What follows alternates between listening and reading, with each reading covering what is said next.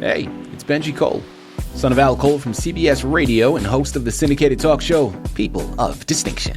The talk that gives you an in-depth view of some of the most dynamic, intelligent, and successful people on the planet. Run to our website, alcoleenterprises.com for more info. Email me at benji@alcoleenterprises.com if you'd like to get involved with what we have going. And as always, please continue to like and follow our broadcast because People of Distinction is a nationally and internationally syndicated show because of listeners like you. Our shows are available across all major podcast distributors as well as YouTube. And if you keep following, we're going to continue to put out the content. We appreciate the support. Continue to like and follow and sit back and strap in because on the line with us today, we have the impressive Anthony Newman. And we're going to be discussing Anthony's amazing book, Opening the Pandora's Box of Religion, The Wisdom of 𝐒𝐻. Now it's available for purchase through Amazon, BarnesandNoble.com, all the regular online book resellers. Head on over there today, pick up your copies, and get lost in this magnificent book. And before we go any further, I want to take this opportunity and point out the fact that Anthony was brought to our network, People of Distinction, today by one of the best publishers in the business, people you already know. I'm talking about Book Domain, LLC. Now, if you're a writer out there who has gone through their process creating your masterpiece and now you need help moving the book you just developed, contact Book Domain. They're one of the best in the business to do it. You got to head on over to bookdomainllc.com today and gather all the ways that their fantastic team is going to help you do just that. And listen, it is an absolute pleasure to have Anthony here on the line.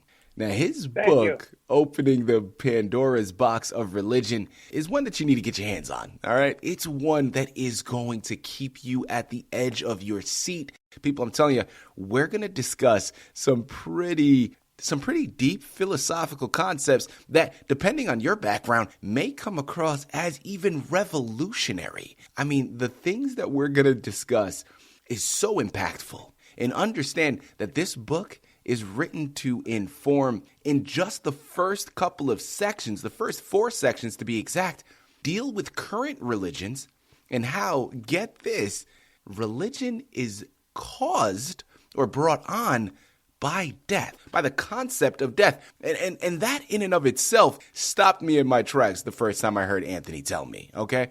Because I had to think about it for a second, but once he went into an explanation, I tell you, people, it started to make some pretty good sense here. This man knows what he's talking about. He got the background to really go firsthand on this. And I'm telling you, we're only going to scratch the surface here today. By the time we've concluded, you're going to run and pick up your copies because you're going to want to dig through the rest.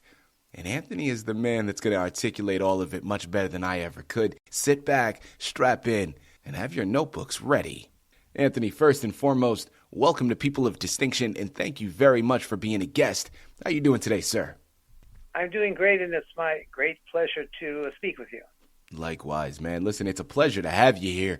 I want to start, first and foremost, by the title. Well, what inspired the title, Opening the Pandora's Box of Religion, and how does this reflect the core message of the book itself? It started when I became a Zen student, I would say around 1965 or so. I was in Los Angeles. I'm professionally a concert pianist, concert organist, and a composer. I have many CDs on various labels, including Columbia and Vox and sort of international labels. And when I became a student, I was in Los Angeles in between concerts, and I was approached by a young lady who was Oriental named Miriam. And she said, I'm a psychic, and I would like to do a chart for you and let you know about your spirit guides. And I said, I'd be delighted. So we had 4 sessions. This would have been in the 60s sometime. And I wrote down as much as I could everything that she was saying. And the chief speaker through her was a person named 𝐒𝐻. 𝐒𝐻 is a guide from, if you think of 12 guides, spirit level guides. He was from the 11th level, 12th level being the level of the Jesus and Buddha and the highest possible entities. reside. That's what that means. Mm-hmm. And so he had a tremendous amount to tell us about, first of all, faith versus experience, and that faith is contaminated by ego, and that the only way through that is to actually have experience of speaking with high-level guides who have gone through the processes of incarnation, reincarnation, endless amount of suffering, and now want to give the information to human beings to help us get through what is a mistaken idea that whatever it is that we are now in whatever body, whatever our name is, and whatever we do, that when we pass on, that will gradually fade, and whatever we have accomplished that we chose to accomplish in the current life, you can look at as if it were a movie and see how you did. And so the real movie that's being made is us, right here, and our own movies, our own selves. And when we pass on, whatever our religious faith is, hopefully we'll be able to ask our spirit guides, how did we do? And do we have to do this again? Are we finished with this, etc.? Did I make some enemies? Did I hurt some people, etc.? Is that a big enough answer? I mean, listen, that is perfect. That's a diving board into what to expect. I love it. So you went into the subtitle, right? Because now we've been formally introduced to 𝐶leoth. So for those of us that weren't aware, well, now we know. Yeah. Well, my follow-up to that, how does his wisdom serve as a foundation of your books? I know you started to go into it. Let's elaborate a little bit more. Okay. So the book, first 5 religions of the world, the standard 5, I wrote myself of what they say, what they want, how they tend, or many of them tend to look for power, as all, issues of faith that have no issue of experience do. And the power is most often described as, if you worship our God will save you when you die and put you in a nice place, nice hotel room, you'll have a good time. And that's part of the deal. So, and the real, let's say, what is the right term, is that the forgiveness of sins is what our gods can do, and that's what we'll do. So the mistakes that you've made, you can have forgiven if you just do the right things. Mm-hmm. Sometimes it was just send $250 to the right person, as not unlike today, or pledge allegiance to a so-and-so for whatever reason, that your sins will be forgiven. And that's why it's called the Pandora's box, because it's an endless amount of the negative parts of religion, which are just people who either want money, power, or sex, or all three, and those who are simply looking for salvation and then seek a person that doesn't know what he or she is talking about, but wants, we go back again, power, sex, and greed. Mm-hmm. I'm loving it. Is that depressing? Yeah, well, yeah, it is. But it's depressing but enlightening at the same time. And this is why I'm at the edge of my seat, Anthony, because this is, again, depending on the background that you come from, if this is something you are now experiencing for the first time, man, this is pretty impactful stuff. This is pretty revolutionary. I hope so. I want to go into something that we were talking about earlier. I'm curious, in your opinion, what is the difference that 𝐶leoth tells us in that one has to have experience in speaking to enlighten a person or spirit to know what the truth about God and what the universe actually is? Okay, that's a really good question. And I didn't quite finish that. The rest of the book, the last 80 pages, is 𝐶leoth speaking directly to us.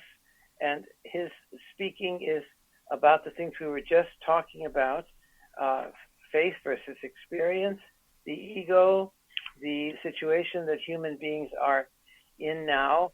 We're now at the level of the human universe where we could extinguish or exterminate ourselves because of the nuclear powers. So we already saw them unleashed in the Second World War, mm-hmm. and they are now threatened by certain, I won't even mention any names. And so that is the great thing that we are needing to be aware of, that how can we make the earth plane and humanity something that is not bent on anger or fear or annoyance at what you didn't get, what you wanted you didn't get, and what you didn't get that you wanted. Yeah. So those are the whole things that he has to say in the last 66 pages. Those are not my text. That is his speaking, and I transcribed it, of course. And it's very intense. See how it all works. And I do have it. I don't think we'll have enough time to go through it all. But when you're ready, I'll just read you the important points of view. Yeah, please take it away. Yeah. Okay. So the question that is fundamentally to be answered is, how come beings of consciousness have decided to enter bodies? In other words, why did a tiny being of consciousness decide to become an atom or a molecule, and then continuing, or to become a insect, or to become a fish, or to become a dog, or become a gorilla, or become a gradually emerging human being?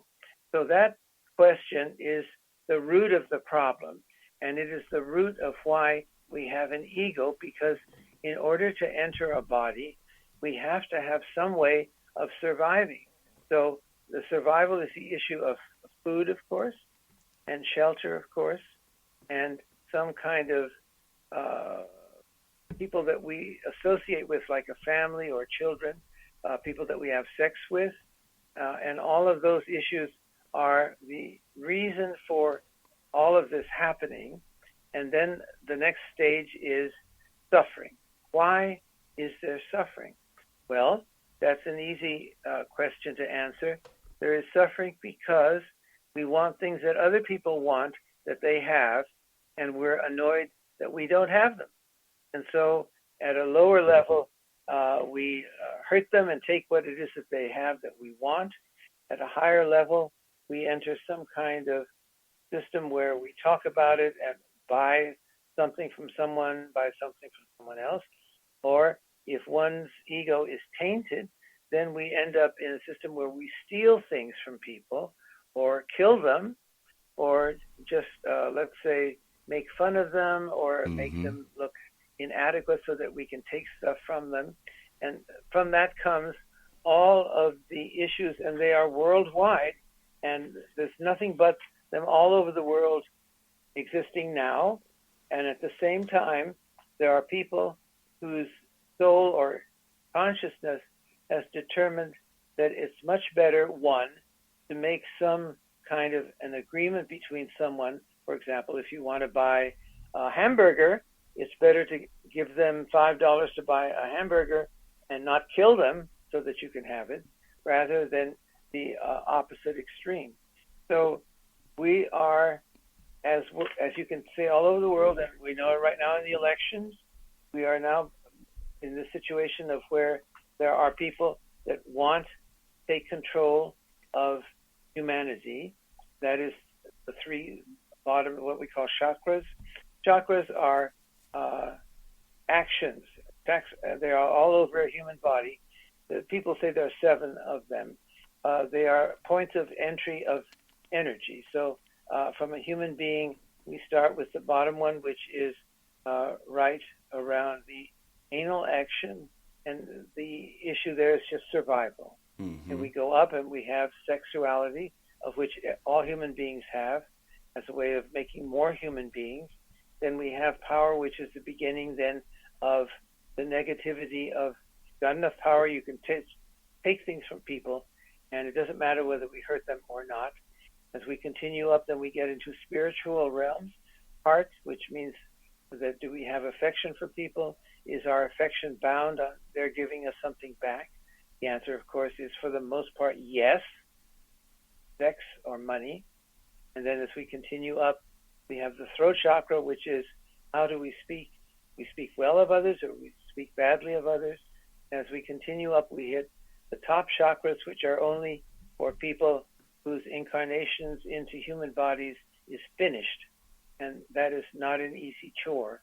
But then it continues where the state of bliss is without any effort and without any action on one's part, because the level of previous lives have given them, through helping others and of becoming an aid to humanity in general, a way of achieving the higher levels of spirit consciousness and the non-need to have an incarnate body, a human body, in which to inhabit, be born into, and then die. How's that for an answer?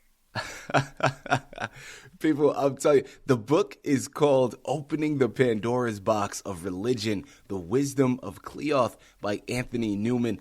You got to head on over to Amazon, Barnes & Noble, and pick up this amazing book. Relentlessly informative. I'm telling you, it's going to turn some heads. It's going to make you think. You know, Anthony, I want to go into this next section, transitioning from the information that you've provided to how it has impacted you. Now, you talked before about the precipice, right? About the woman that approached you and was relaying information from her spirit guide, you know, in that instance, being 𝐒𝐻. Well, I'm curious, has writing this book changed how you view your own religious or spiritual journey? Oh, absolutely. Let me give you a long answer. The long answer is that I began the 20,000-hour practice about 30 years ago. And so that involved 3 hours of meditation a day and all kinds of, mainly from Tibetan Buddhism. That's a religion that has all of these connections to spirits and mantras and tantras and all of the things that one does in order to hopefully bring your soul to a higher level. And so almost all religion have a mystical part of which they all share a few things. So it's not like I'm decrying other religions. You can check into it. Christianity used to have it. The power of the popes made it where, and through Constantine, that there was no more questions about anything to do with faith, and there was no more questions about there's only one incarnation, and that's it for you guys, and you better send us some cash and do us right for our wars so that you'll be saved when you die and go to a nice place. So that's the beginning of all of this stuff. So as you deal with it, you will discover that your mind is in terrible shape, that you can't actually focus it, that you're a series of, it's as if you had fish in a huge tank. Let's say you had 100,000 fish, and they came up to the surface to be fed, because if you didn't feed them, they die. So you have to feed them, and the fish are thoughts and ideas and impulses. They come up to the top, and you then immediately start to think about them, make more communications with others about them, and make it so that as long as they're fed, your brain will become still nothing but filled with thoughts. And if they become unfed, in other words, if you no longer attach yourself to the thoughts and to their answers, then they will die. And having your thoughts die, I know it sounds terrible, but is the best thing for meditation consciousness. So the meditation then will last, in my case, I would say about 18 years, where absolutely nothing happened. I just sat every day, and I did retreats, weekly retreats. They're sometimes called 𝐒𝐮𝐿 in Zen. And then after about 18 years, I asked myself some kind of question as I was getting up out of meditation, and I got an answer from a spirit guide. I thought, this is a miracle. So I went and had a drink right away to celebrate. And I was able to ask questions, and I got more and more in tune with it all. And then I had this wonderful Indian woman, Miriam, came by and said, I'd like to tell you all about spirit guides, etc. And then that led to writing this book because of the immense amount of information that 𝐒𝐻 gave. And to remind everybody that that there have been on this plane several people that are at that very high level. So the 12 levels, the highest level that people will come down from to speak is the 11th level, and 𝐒𝐻 is from the 11th level. And all of the information that he related to me as best I could, I wrote down, and it's in the last 70 or so pages of the book. People, you know what the best part of all of this? We have discussed so much information and we've barely scratched the surface. I'm telling you, Barely. we have discussed a fraction of what this book offers. And I like it that way, okay? Because now, that's really great. Now it's on you, right? You got to head on over there. You got to pick up your copies. My final question here for you, Anthony, as we close out, in what ways can readers apply the wisdom from 𝐶leoth to navigate their own personal spiritual challenges or questions that they may have? Okay, so if you try to reduce everything that he has to say into simpler ways of saying it, here's what you're going to end up with. The most simple thing that you can come up with is the golden rule. Treat others the way you want to be treated. And I have to add, with wisdom. For example, you do not invite a serial killer to dine with you because he might kill you and eat you. So there is treating the other the way you'd like to be treated with wisdom. In other words, there's smarts that go along with it. And the basis of really Indian philosophy is those two things: with compassion or love with wisdom. Those are the two main things. You need to head on over to Amazon and Barnes & Noble. I'm going to say it once again. The book is titled Opening the Pandora's Box of Religion, The Wisdom of 𝐶leoth. Allow it to open your eyes to everything, because this is going to unlock some deep-seated questions that maybe you've already been pondering, or maybe questions that have been in your subconscious that you haven't even realized you've been asking yourself. This book has a lot to offer. All right. And Anthony Newman is the man of the hour. He's articulated so much information, but again, he's only given us a fraction. That's the precipice that you need to push yourself on this journey and really wake up a bit and understand really answers of the universe, right? These are some deep philosophical concepts written in a way that is going to be easy to digest and easy to understand once you pick up the copies of the book. Anthony, this has been a true pleasure, man, an absolute honor. Thank you once again for being a guest on People of Distinction. It's an honor for me, and thank you so much for asking me all these interesting questions.